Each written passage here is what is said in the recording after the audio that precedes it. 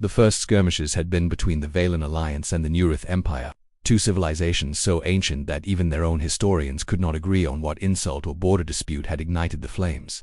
But the war had spread. Allies that had been drawn in, enemies multiplied, and soon half the galaxy was on fire. That was 1,000 years ago. By the time humanity first stepped into the stars, entire generations of species had lived and died under the shadow of endless conflict. Worlds were raised only to be shattered, cities rebuilt only to burn again. The galaxy had forgotten peace. War was no longer a catastrophe, it was simply the way things were. For the great powers, it was a cycle. The Alliance, the Empire, the Dominion, the Imperium, all locked in a stalemate that never ended. Their fleets numbered in the millions. Their weapons evolved with each century, but no side ever achieved victory. Every advance was countered, every triumph balanced by defeat. The war dragged on, eternal. And then, humanity arrived. At first they were ignored. A young species barely capable of slipspace travel, who should have been crushed by the gravity of millennial powers. They were granted observer seats in councils, allowed minor trade routes, tolerated as newcomers with little weight. But humanity watched, they studied, and they waited.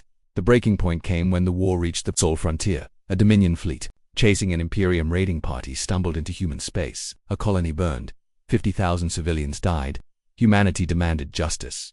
The empires laughed. "This is not your war," they said. "You are too small to matter." But humanity had already prepared. When their fleet emerged from the dark, it was not with millions of ships, but a fraction, barely 200,000 vessels. Against the Empire's combined forces, it looked pitiful. Against the backdrop of a war that had lasted millennia, it looked like a whisper. Until the first hour passed. The humans struck with weapons no one understood. They did not fire beams or missiles.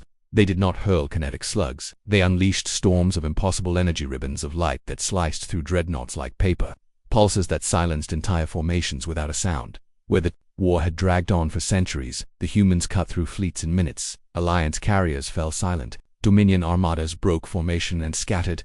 Imperium fortresses, thought invulnerable, shattered in seconds, their reactors imploding under precision strikes that seemed to anticipate their defenses before they were raised. By the third hour, the front line was gone. By the fifth, the balance of power had collapsed, and by the seventh hour, the war that had consumed the galaxy for 1,000 years was over.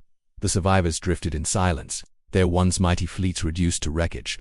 The galaxy, stunned, could not comprehend what it had just seen. Entire empires had poured millennia of blood and steel into their endless struggle, and humanity, newcomers' children in their eyes, had ended it in less than a day. The Senate convened an emergency session. Leaders shouted for explanations. Demands for the secret of human weapons filled the air. But when the human ambassador stood to speak, the chamber fell silent. Her words were simple. "We asked for peace. We asked for a place among you. You gave us war. For 1,000 years, you fed it, you worshipped it, you chained yourselves to it. We are not bound by your chains. We are not trapped in your cycle. Today, humanity has broken it." Her voice hardened. "Understand this. War is not eternal. War is not unbreakable. It lasted only as long as you allowed it. And when we joined, it ended in hours." The chamber shook with silence.